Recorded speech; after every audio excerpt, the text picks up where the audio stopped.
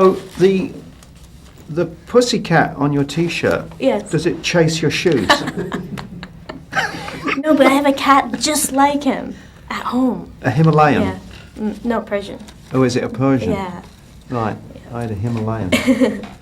So why do you think Red Riding Hood is such a great story to tell, and what is it about for you? Well, we all remember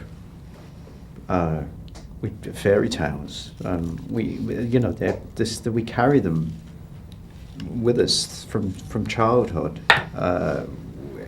They're in our consciousness. I mean, I was obviously told the story of Little Red Riding Hood, but I can't remember when. I can't remember anyone really reading it to me or telling me it. I think because I was that young. I think I was a tiny, tiny little kid.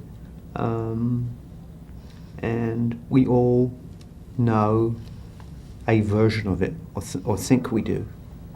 I mean, if you said to someone, Little Red Riding Hood, then they'd say, "What big eyes you have, Grandma, what big teeth you have," So we, even if they know that much, and it's got there's something about red, and there's something about that hood and that red cloak against the snow. It's a very, very iconic, it's a very visceral, it's a very powerful image.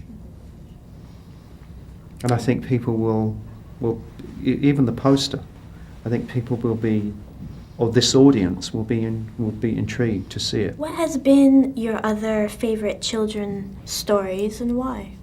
Well, I have,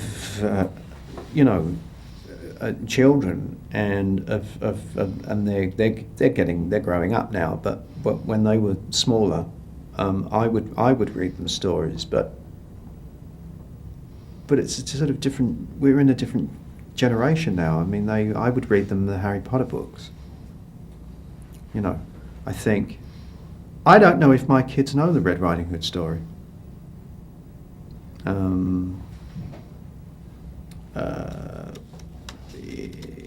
Culture's changing, and I think there's a certain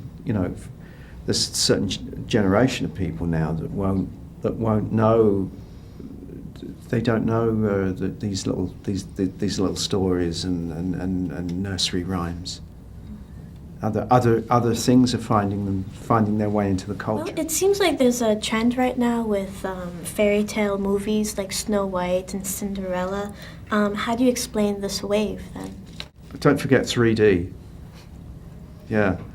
I guess these maybe there's just a void of original stories. And they think they can make money from them. To be very cynical. Yeah? Yeah. Studios need to make money. They need to survive. This day and age has changed. Now you can make a movie.